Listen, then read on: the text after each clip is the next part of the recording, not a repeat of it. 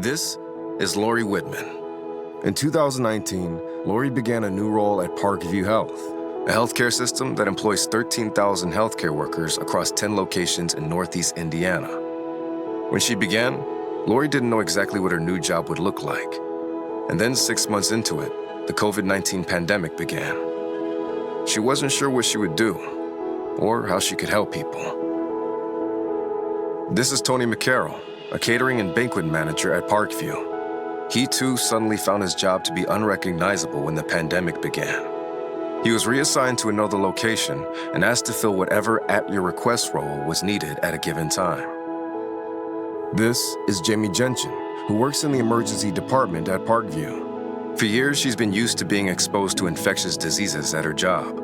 But suddenly in 2020, she went home from work and the disease was still there. She went to the store and the disease was still there. Everywhere she went, the disease was still there. This is Will Curry, the pastor of a church in Fort Wayne and one of the many chaplains at Parkview. As he led and shepherded others through one of the darkest seasons in recent history, he thought often of the biblical story about Job. Tragedy was all around him.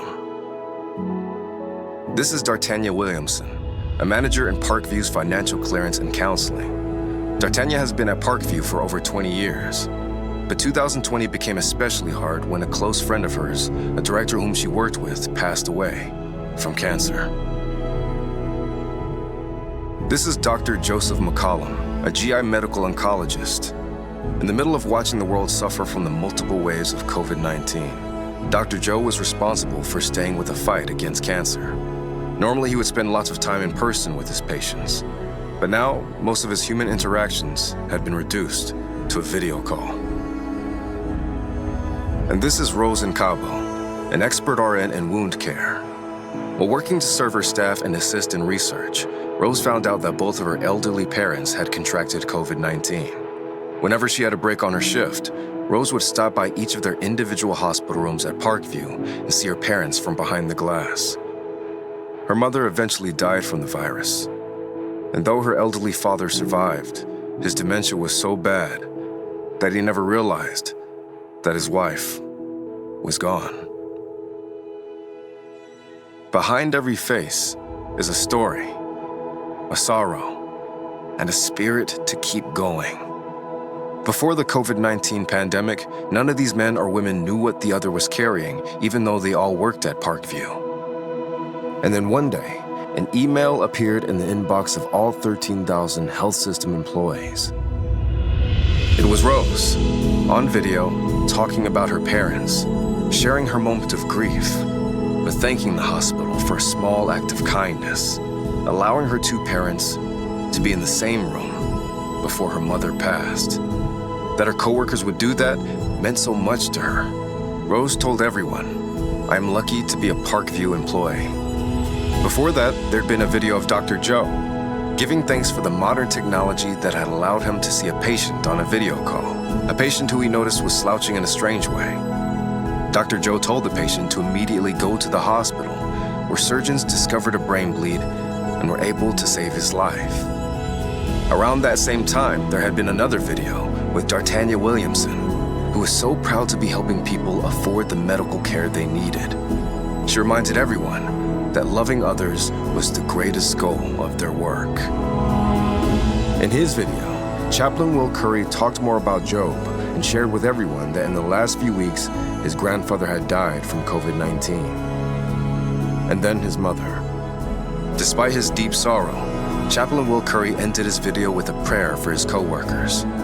He prayed to God, "We ask you that you give them a lifted up spirit, not a spirit of defeat."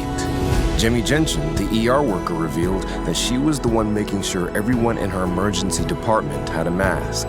The right number, on the right days, in the right hands.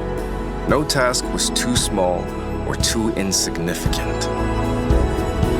And Tony McCarroll, the catering manager, shared that because he had been reassigned, he had found himself preparing special dinner requests.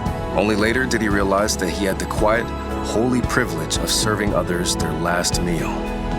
Tony's video reminded everyone, what we do, it matters. Every weekday, a new video came out. It was called The Daily Dose. First, there were 10, then 20, then 50, then 100. Each one a story, a job, a purpose, a life, a struggle, a prayer.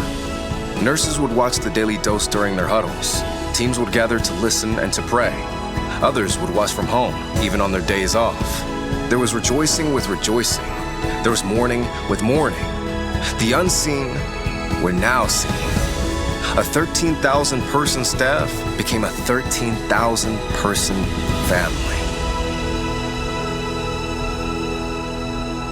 And behind all 249 Daily Dose videos was Lori Whitman, who had found herself at the beginning of the pandemic unsure as to how she could help people. She began meeting with her team.